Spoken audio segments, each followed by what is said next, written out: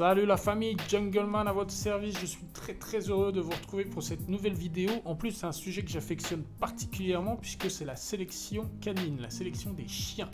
Et on va parler en fait d'une nouvelle race. Alors c'est encore plus original parce que donc en fait le projet c'est qu'il part d'une image. Il part d'un animal complètement imaginé et il va essayer de recréer ce physique. Et ce projet est encore en cours maintenant et c'est le projet Presa Mayo. C'est parti.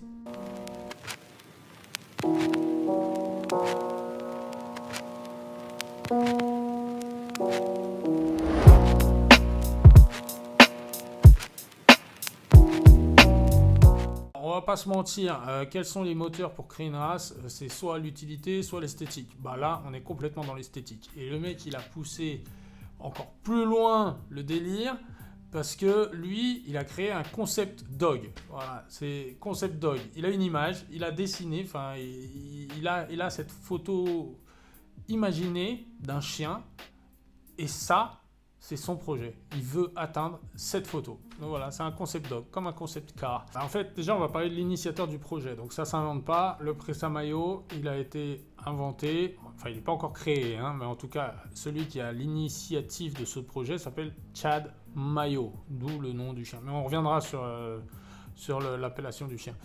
Chad Mayo, aidé de Joseph Hathaway. Chad Mayo, qui est un Américain.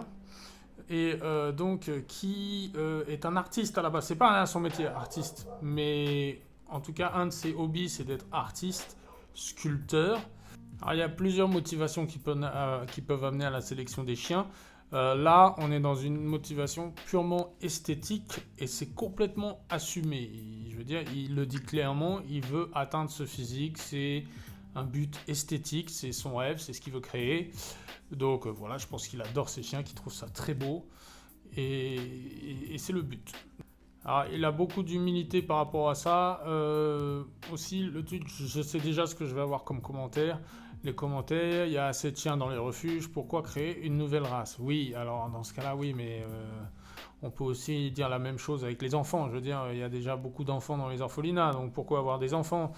On peut dire ça aussi sur les voitures. Pourquoi faire des nouvelles voitures? On roule tous en Renault 25 et puis voilà. Donc c'est un peu... c'est-à-dire, il y a des gens qui aiment aller recueillir un chien dans les refuges. Et alors là, ils ont tout mon respect. Et tout son respect aussi d'ailleurs, j'ai déjà entendu en parler. C'est quelque chose de différent.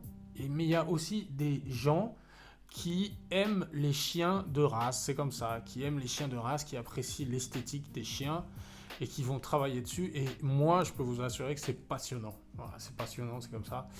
Donc voilà, et puis je pense pas qu'on fasse du mal aux gens, d'autant plus qu'en général, les gens qui prennent ce genre de chien, ce sont pas les personnes qui vont l'été abandonner leur chien sur une aire d'autoroute, quoi. C'est pas vraiment ce public-là. En général, les gens qui s'intéressent à ces races-là sont des gens passionnés qui vont aller jusqu'au bout du bout avec leur chien. Il n'y a pas de souci là-dessus. Ensuite, la deuxième chose que je vois souvent, c'est oui, c'est pour l'argent. Alors lui aussi, il dit que c'est le commentaire qui l'énerve ou le blesse même le plus. Parce que pour l'instant, il ne fait que perdre de l'argent, quoi. Clairement, c'est par passion. Le jour où il fera de l'argent, ce sera dans très longtemps. Si ça marche, si il atteint son but. Mais pour l'instant, il ne fait que perdre de l'argent. C'est pas du tout rentable. Donc déjà, il faut arrêter un peu ce fantasme de l'argent. En général, les gens qui font ça, à la base, c'est par passion, quoi. Bon, donc pour créer ce chien, il va partir de 3 races.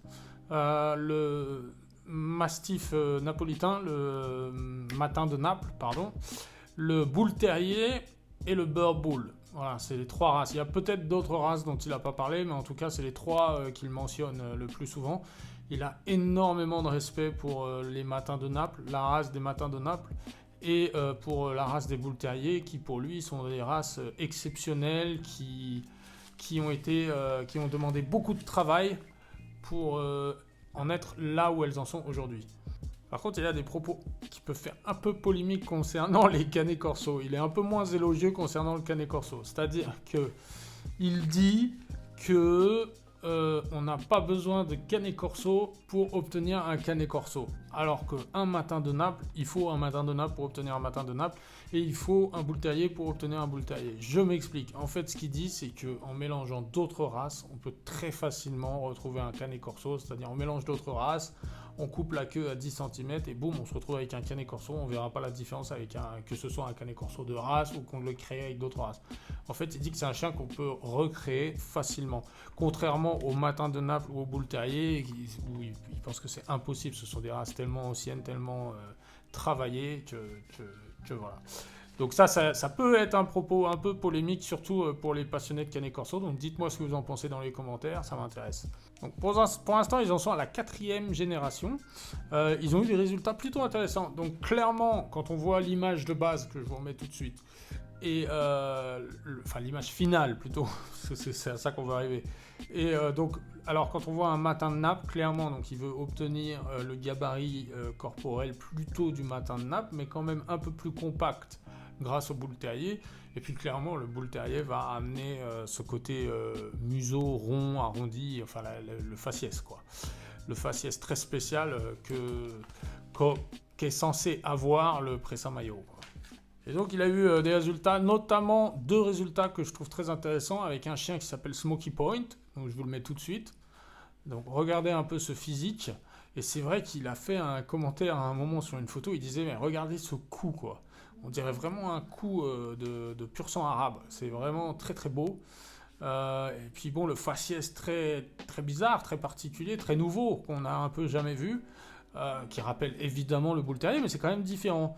Donc là, vraiment, je trouve qu'il y a eu une grosse avancée dans son projet.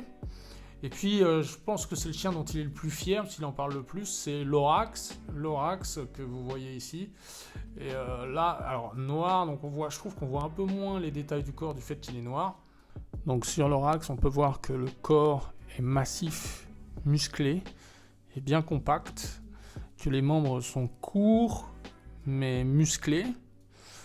Le cou est long mais très massif, très musclé. Et puis le faciès le faciès très spécifique du Presa Mayo, selon l'image de base, commence vraiment à se dessiner. On a un faciès très spécifique, ça ne ressemble pas au boule terrier, c'est quelque chose de nouveau. Donc on commence vraiment à se rapprocher de l'objectif. Toujours le seul problème, c'est le poids. Pour l'instant, par contre, il dit qu'il est encore en dessous niveau poids, quoi. Parce que ce serait un standard donc de 60 kg pour les femelles et 70 kg pour les mâles. Donc là, on est dans du gros gabarit. Donc clairement, vous voyez, on n'en est pas encore là. Et c'est ça son problème, c'est qu'il veut faire grossir encore un peu ces spécimens. Pour le dernier croisement, j'ai vu qu'il avait croisé l'Orax avec Blossom, que vous voyez ici sur cette photo. Donc clairement, là, ce qu'il veut, c'est augmenter la masse corporelle. Il veut garder le faciès de l'Orax et augmenter la masse corporelle. Bon alors les gars, qu'est-ce que vous en pensez? Dites-moi, est-ce que vous trouvez ça intéressant? Parce que le boule terrier, c'est un chien, on aime ou on déteste un peu. Hein. Enfin, on adore ou on déteste, pardon, c'est un peu ça, quoi. Là, je trouve que c'est particulier, hein, mais c'est intéressant. Moi, je trouve ça intéressant. Je trouve que ça... C'est nouveau, quoi. Alors, c'est nouveau. Je trouve puis l'idée du projet, l'idée du concept, et c'est ça qui est intéressant.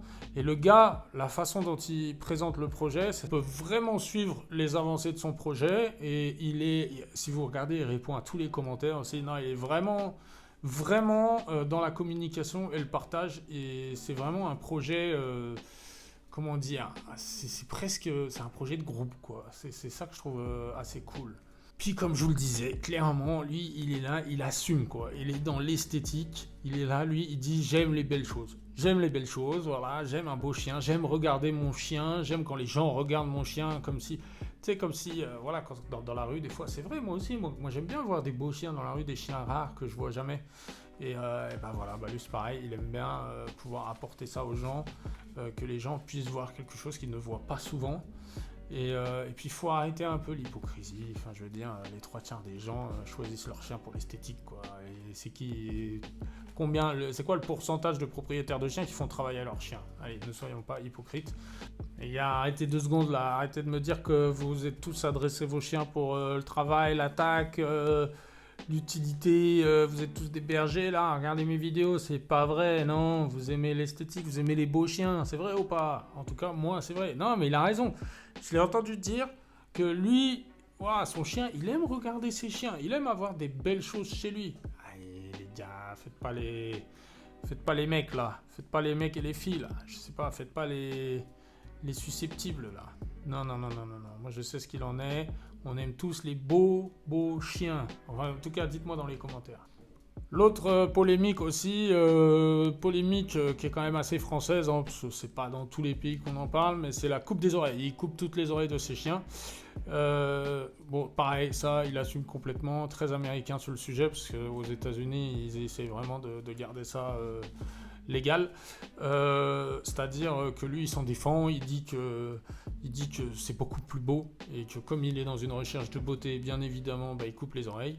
Et il pense que c'est vraiment une opération bénigne et que c'est beaucoup plus intrusif de faire de la castration, par exemple, qui vont changer les hormones, qui vont être une opération interne, alors que là, c'est complètement externe, enfin bref. Mais ça, je ne vais pas trop approfondir là-dessus, parce que je vais faire une vidéo sur ce sujet bientôt. Alors le nom, pourquoi Pressa Mayo? Bah Mayo, je pense que c'est son nom de famille, Chad Mayo, pourquoi pas, après tout, il fait ce qu'il veut. Et il peut appeler son chien comme il veut. Pressa, alors Pressa, c'est une bonne question. Il n'explique pas pourquoi, j'ai pas trouvé un endroit où il explique, mais moi, alors ma théorie, en fait, qu'est-ce que c'est le Pressa, on connaît le Pressa Canario. Donc en fait, à la base c'est Perro de Presa Canario. Donc en fait, Perro de Presa, en espagnol, ça veut dire chien de prise. Catch dog.